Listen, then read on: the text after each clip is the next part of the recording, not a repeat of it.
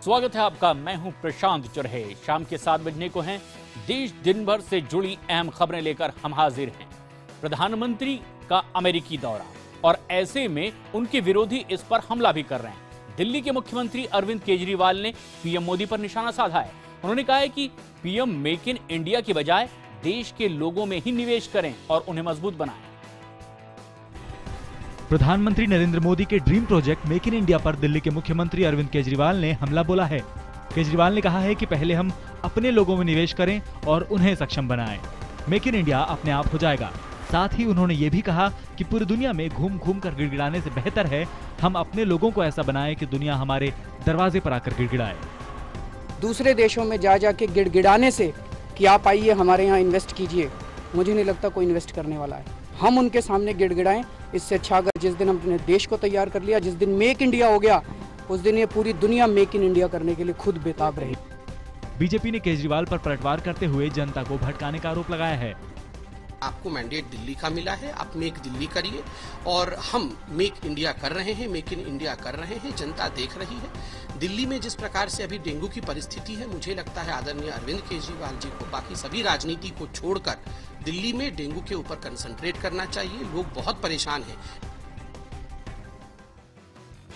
केजरीवाल ने पीएम पर निशाना साधा तो लालू यादव कहां पीछे रहने वाले थे। उनके राज्य में तो चुनावी माहौल है। लालू प्रसाद यादव ने ट्वीट करके पीएम नरेंद्र मोदी पर निशाना साधा। उन्होंने कहा कि पीएम बिहार के लिए सीएम पद का एनआरआई उम्मीदवार खोजने के लिए अमेरिका गए हैं। लालू यादव ने ट्वीट कर बीजेपी पर आरोप लगाया कि उनके पास सीएम पद का उम्मीदवार नहीं है। लालू यादव ने ट्वीट कर कहा कि बिहार में बीजेपी के पास कोई काबिल चेहरा नहीं है। पीएम मोदी बिहार के लिए सीएम पद का एनआरआई उम्मीदवार खोजने अमेरिका गए हैं। आपको बता दें कि राज्य की 243 विधानसभा सीटों के लिए चुनाव हो रहे हैं, लेकिन इन चुनावों में बीजेपी ने अपना सीएम पद का उम्मीदवार घोषित नहीं किया है। उधर बीजेपी ने इसको लालू यादव और महागठबंधन की बौखलाहट का नतीजा करार दिया है। तो लालू जी हो, नीतीश जी हो, कांग्रेस हो, शायद उसको पचा नहीं पा रहे। उनको दीवार पर स्पष्ट दिखाई दे रहा है कि वहाँ ये जो मौका परस्त गठबंधन है, जो ठगों का गठबंधन है, इसकी पराजय वहाँ सुनिश्चित है। बिहार विधानसभा चुनाव को लेकर सियासत गरमाई हुई है और ऐसे में आरजेडी प्रमुख लालू प्रसाद यादव ने आज राघोपुर में जनता को संबोधित करते हुए विपक्ष को अपने ही अंदाज में जवाब दिया है। उन्होंने बीजेपी पर निशाना साधते हुए कई मुद्दों पर चोट की।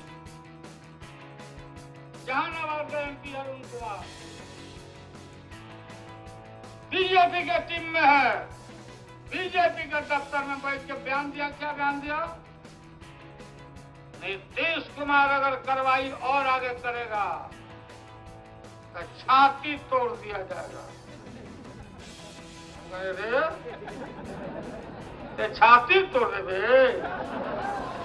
अरे वहीं पर लालू बैठा हुआ है।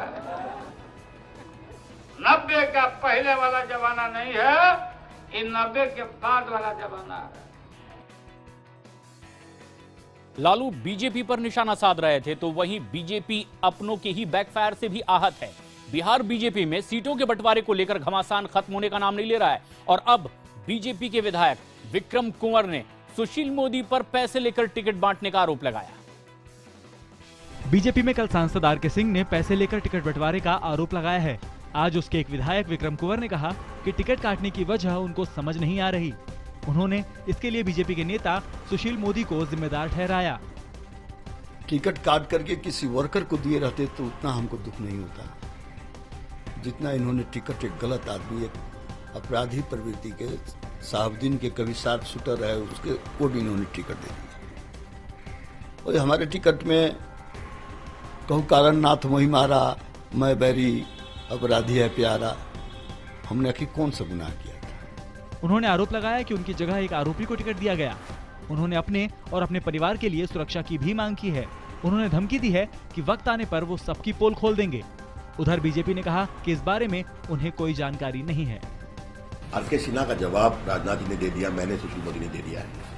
बाकी के बारे में मुझे कोई खबर नहीं है। बिहार में विधायक बनने के लिए एक अदद टिकट की दरकार, लेकिन दिल्ली में एक विधायक कानून से भागता फिर रहा है। दिल्ली के पूर्व कानून मंत्री और आम आदमी पार्टी के विधायक सोमनाथ भारती आज पुलिस से लगातार आंख मिचौली का खेल खेलते रहे। आज भी पुलिस के हाथ वो नहीं आए। पुलिस का कहना है कि वो एक शातिर अपराधी की तरह उन्हें लगातार चकमा दे रहे हैं। सोमनाथ भारती की गिरफ्तारी को लेकर जगह जगह छापे मार रही दिल्ली पुलिस को अंदेशा है कि मोबाइल नंबर बदलने के अलावा सोमनाथ वेश बदलकर गिरफ्तारी से बच रहे हैं। पुलिस के मुताबिक सोमनाथ भारती के 4 से 5 मोबाइल फोन और नंबरों का पता लगा है और उन्हें ट्रैक भी किया गया है। सोमनाथ भारती दिल्ली, पश्चिमी उत्तर प्रदेश और हरियाणा के बीच कहीं छुपे हुए हैं। कानून के ज्ञाता हैं तो कानून का साथ देंगे और इन्वेस्टिगेशन को ज्वाइन करेंगे। इन्वेस्टिगेशन ज्वाइन नहीं किया और हम उन्हें ढूंढ रहे हैं। प्रोफेशनल क्रिमिनल की तरह उनका बिहेवियर रहा है। दिल्ली हाईकोर्ट से अग्रिम याचिका खारिज होने के बाद सोमनाथ भारती गिरफ्तारी से बचने के लिए फरार हैं। सोमनाथ भारती ने सुप्रीम कोर्ट में अपनी गिरफ्तारी पर रोक लगाने के लिए एक याचिका दाखिल की है, जिस पर सोमवार को सुनवाई होगी। आम आदमी पार्टी लगातार कह रही है कि सोमनाथ भारती को पुलिस जांच में सहयोग करना चाहिए। दिल्ली में कांग्रेस के नेता मच्छर मार रहे हैं। हम ये मुहावरा नहीं कह रहे, हकीकत बयां कर रहे हैं। जनहित के काम में जुटे हैं नेता। दिल्ली में डेंगू मिटाने के लिए सड़कों पर अब फॉगिंग करते नजर आए हैं कांग्रेस के दिल्ली अध्यक्ष अजय माकन अपने साथी कार्यकर्ताओं के साथ। दिल्ली में डेंगू से बढ़ती मौतों की संख्या का जिम्मेदार दिल्ली सरकार और नगर निगम को ठहराते हुए दिल्ली कांग्रेस ने खुद फॉगिंग मशीन उठा ली है। दिल्ली की सड़कों पर प्रदेश कांग्रेस अध्यक्ष अजय माकन ने कार्यकर्ताओं संग मिलकर दवा का छिड़काव किया। दिल्ली के अंदर जिस तरीके से दिल्ली सरकार और नगर निगम को करना चाहिए वो पूर्णतः विफल हो गई है। इसलिए हम लोगों ने 50 डेंगू विरोधी दस्ते पूरे दिल्ली भर में बनाए हैं और अपनी फॉगिंग मशीन सबने खरीदी है और जागरूकता अभियान के तहत हमारे दिल्ली में कांग्रेस के कार्यकर्ता गली गली जाकर के फॉगिंग भी कर रहे हैं, लोगों में जागरूकता भी कर रहे हैं। स्थानीय सरकार का विरोध कर रहे हैं, लेकिन जो लोग विरोध कर रहे थे वो अब अपना विरोध भी खत्म कर रहे हैं। पुणे में ऐसा ही देखने को मिल रहा है। एफटीआई के चेयरमैन गजेंद्र चौहान के विरोध में हड़ताल पर बैठे छात्र ने अब अपनी भूख हड़ताल खत्म कर दी है। सूचना और प्रसारण मंत्रालय के साथ बैठक का भरोसा मिलने के बाद छात्रों ने हड़ताल खत्म करने का ऐलान कर दिया। भारतीय फिल्म एवं टेलीविजन संस्थान यानी एफटीआई के आंदोलनकारी छात्रों ने 18 दिनों से चली आ रही अपनी भूख हड़ताल वापस ले ली है। इन छात्रों को सूचना प्रसारण मंत्रालय ने 29 सितंबर को सुबह 11 बजे बातचीत के लिए बुलाया है। मुंबई में होने वाली इस बैठक में सरकार छात्रों की समस्याएं सुनेगी। सरकार से बैठक का लेटर मिलने के बाद एफटीआई के छात्रों ने भूख हड़ताल को आज खत्म कर दिया। We were demanding, which they have agreed to also.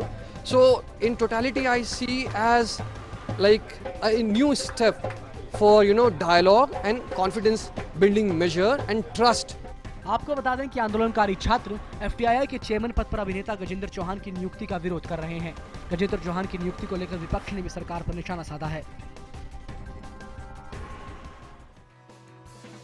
तो एफटीआई के छात्रों में उम्मीद की किरण जगी है, तो वहीं कहीं हताशा से जुड़ी खबरें भी है। हज के दौरान मक्का में हुई भगदड़ में मरने वाले भारतीयों की संख्या बढ़कर के 35 तक पहुंच गई है। भगदड़ में धनबाद के एक ही परिवार के 3 लोगों की मौत हो गई। धनबाद के वासेपुर स्थित इंजीनियरिंग कंपाउंड में मातमी सन्नाटा पसरा हुआ है। इस कंपाउंड में रहने वाले मंसूर उल हक, उनकी पत्नी नशीमा खातून और बेटे निजामुल हक की 24 सितंबर को सऊदी अरब के मीना में मची भगदड़ के दौरान मौत हो गई। लोग अपने लेवल पर जो भी खबर है वहाँ से ले रहे हैं, तो इनकी 2 आदमी की कोई खबर मिली नहीं है और ये रिस्पॉन्सिबिलिटी हज कमीशन वालों की बनती है कि वो कम से कम इसमें हमारा साथ दें। बता दें कि निजामुल हक की मौत की पुष्टि 2 दिन पहले हो गई थी, किंतु उसके माता पिता की मौत की पुष्टि सऊदी अरब सरकार दूतावास ने कर दी है। मृतक युवक निजामुल हक सऊदी अरब में नौकरी करता था और उस दिन भारतीय हज यात्रियों की सेवा के लिए एक वॉलंटियर के रूप में तैनात था। विदेश मंत्री सुषमा स्वराज ने कहा कि भारतीय दूतावास भारतीयों की हर संभव मदद कर रहा है। दुखद खबर उत्तर प्रदेश से भी, जहां पर महिलाओं के खिलाफ वारदात की 2 घटनाओं से सनसनी फैल गई है। कानपुर के जालपा में युवती से छेड़खानी की वारदात हुई, तो बलिया में शादी का झांसा देकर के एक नाबालिग से दुष्कर्म का मामला भी सामने आया है। कानपुर के जूही थाना इलाके में गणपति पूजा के दौरान छेड़छाड़ की वारदात हुई। दरअसल आरोप है कि डीजे बजाने के दौरान कुछ मनचलों ने एक लड़की से छेड़छाड़ की, जिसके बाद 2 गुटों में जमकर मारपीट हो गई। मौके पर पहुंची पुलिस पर भी लोगों ने पथराव किया। बाद में मौके पर एसपी खुद पहुंचे और हालात को काबू में किया। एक व्यक्ति को मौके से गिरफ्तार किया, उससे इंटरोगेट करके एग्जैक्टली क्या घटना हुई और कौन कौन लोग यहाँ पर आए थे उनको चेक किया जा रहा है और सुसंगत धाराओं में अभियोग पंजीकृत करके उनके खिलाफ सख्त से सख्त विधिक कार्रवाई की जाएगी। उधर बलिया में एक युवक पर शादी का झांसा देकर पड़ोस में रहने वाली एक 15 साल की नाबालिग से रेप का मामला सामने आया है। जब इस बात का पता लड़की के परिवार वालों को चला तो फौरन थाने पहुंचे, जहां पुलिस ने केस दर्ज कर आरोपी की तलाश शुरू कर दी है और पीड़िता को मेडिकल जांच के लिए भेज दिया।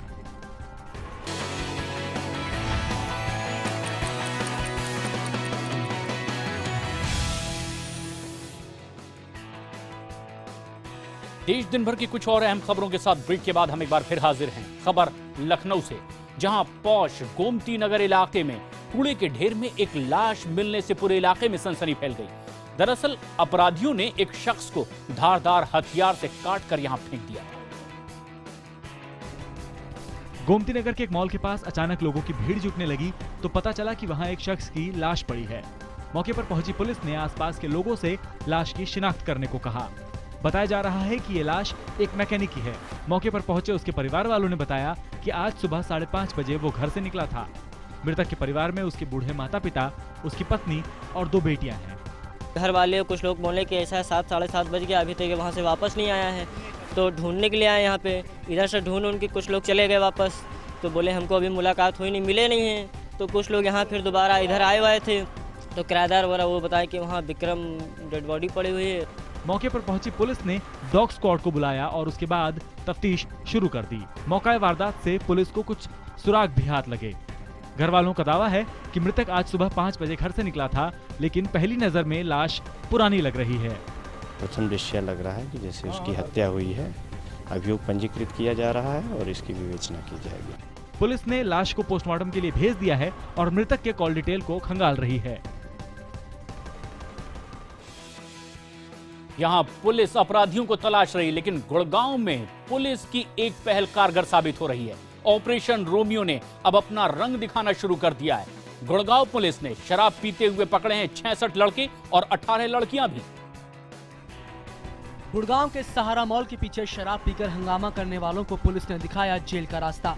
कामकाजी महिलाओं को सुरक्षित परिवेश देने के लिए गुड़गांव पुलिस की एंटी ईव टीजिंग स्क्वाड ने ऑपरेशन रोमियो चला रखा है।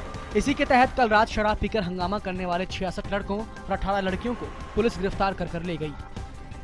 हमने रात को ये अपना एंटी ईव टीजिंग स्क्वाड ने यहाँ पे कैंपेन चलाया है। इस कैंपेन में अभी हमने रात को 11 बजे शुरू किया था। अभी 2 बजे तक हम लोगों ने 66 लड़के और 18 लड़कियाँ, जो कि सभी ऑलमोस्ट ड्रिंक किए हुए हैं, हेवीली ड्रंक, लड़ाई झगड़ा कर रहे थे and they were creating nuisance on the road.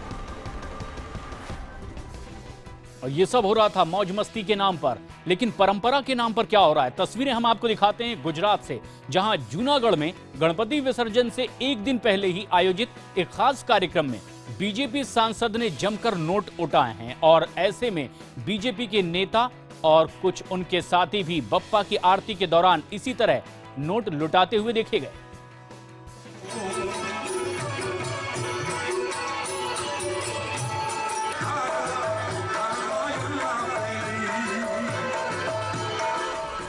तस्वीरों में धड़ाधड़ नोट लुटाते ये बीजेपी के नेता हैं। जूनागढ़ के बीजेपी सांसद राजेश चुड़ासमा ने गणेश पंडाल में आरती के बाद गणपति पर नोट लुटाने शुरू किए तो देखने वालों की आंखें फटी की फटी रह गईं। इस कार्यक्रम में जूनागढ़ बीजेपी की सभी नेताओं को आमंत्रित किया गया था। महाआरती के बाद राजेश चुड़ासमा को देखकर दूसरे नेता भी नोट लुटाने मंच तक आ गए और बप्पा के आगे लाखों रुपए लुटाए गए। नोटों की बारिश करने वालों में बीजेपी नेता दिलीप बारण, शिवा सोलंकी, सूर सिंह मोरी भी आगे दिखे। सिर्फ नेता ही नहीं, रमेश यादव नाम के एक सब इंस्पेक्टर ने भी जमकर नोटों की बारिश की। बताया गया कि बप्पा की विदाई से पहले उनके पंडाल में रुपए लुटाने की परंपरा कई सालों से चली आ रही है और 10 दिनों तक बप्पा की सेवा के बाद आज अनंत चतुर्दशी को बप्पा की विदाई की घड़ी। ऐसे में देश भर में बप्पा के भक्त भारी मन से जहां उन्हें विदा दे रहे हैं, वहीं मुंबई की सड़कों पर तकरीबन 30 लाख भक्त सड़कों पर निकल आए। आज लाखों की भीड़ बप्पा को अगले बरस तो जल्दी आके वादे के साथ विदा कर रही है। मुंबई में खास तौर पर गणेश उत्सव को खास उत्साह और उल्लास के साथ मनाया जाता है। मुंबई वासी अनंत चतुर्दशी के मौके पर बप्पा को नाच गाकर शाही विदाई दे रहे हैं। आज बप्पा के विसर्जन के लिए मुंबई की सड़कों पर करीब 30 लाख भक्तों के जुटने का अनुमान है। मुंबई में गणपति विसर्जन के मद्देनजर सुरक्षा के कड़े इंतजाम है। आतंकी हमले के खतरे को देखते हुए मुंबई में चप्पे चप्पे पर सुरक्षा बढ़ा दी गई है। विसर्जन के लिए मुंबई में 35,000 से ज्यादा जवानों को तैनात किया गया है। ड्रोन के जरिए भी मुंबई पर नजर रखी गई है।